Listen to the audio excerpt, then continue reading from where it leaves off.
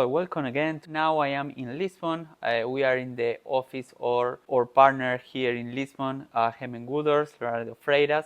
So I will talk about two different residencies that you can acquire here in Lisbon, in Portugal. I will talk about the process and how you can get two different visas for passive income holders or for digital nomads. There are a difference between these. You have the D7 and the D8. So one is for passive income and the other one is for active workers remotely. For the Portugal D7, you need to prove that you earn the minimum Portuguese salary. You should demonstrate that you have 12 times the minimum salary of Portugal. On the other side, if you are an active worker and a remote worker, you need to prove that you receive 4 times the minimum salary of Portugal. So let's talk about the process. The process is not so complicated, but involves some steps that are important to keep in mind. The first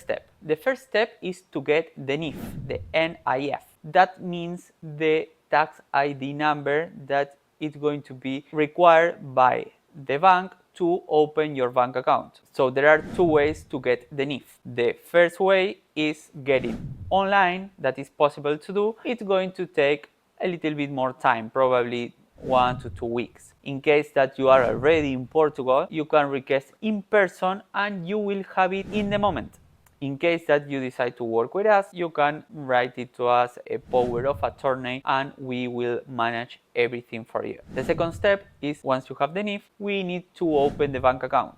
The most advisable banks in Portugal are Montepio and Novo Bank. We used to work with Montepio because we have a connection with them for a long time and we are happy working with them. But in case that you not work with us, Novo Banco can be a good option for you too.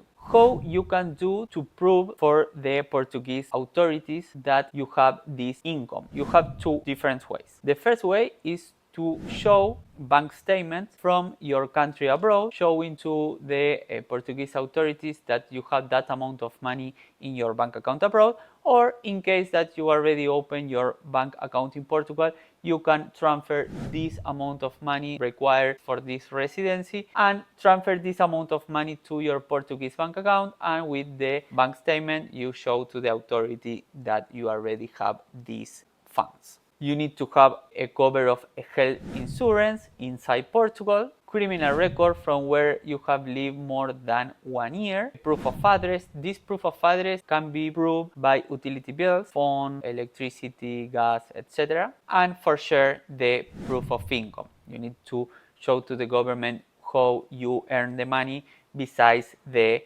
bank statement. So when the application and all the documents are complete, that we will tell you, oh, okay, the documentation are correct, it's complete, you go to the consulate of your country of your residency. If you are traveling around the world and you don't have a residency or you are with a tourist visa in another country, you need to apply in your country of residency, something to keep in mind. You can also apply inside Portugal, but the most common is to apply in the consulate. If you apply by a consulate way, we will present inside Portugal, or attorneys will present inside Portugal a letter of recommendation for you. This is going to give you the possibility to have 99% of success in your case, because your attorney is not taking responsibility of you, but it's a letter of recommendation, and the process is going to be more quickly and more efficient. Let's say your visa is already approved, you travel to Portugal, the Portuguese authority is going to keep your passport, so for you to keep in mind and for your plans that you cannot get out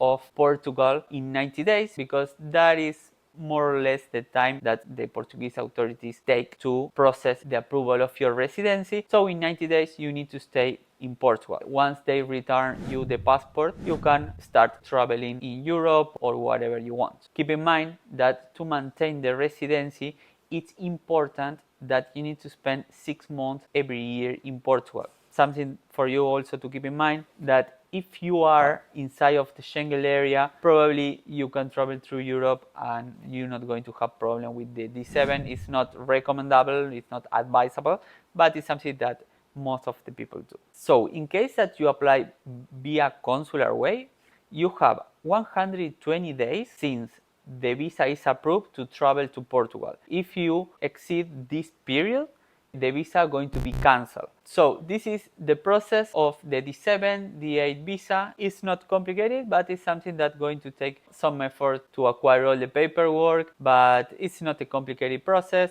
where our success rate is plus than 99%. So in case that you are ready to move forward with this residency, we can help you.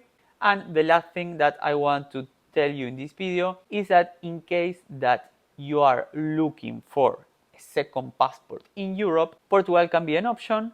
You need to keep this residency for 5 years, and then in 5 years you will be eligible for the Portuguese passport. Keep in mind that the process can take until 2 years.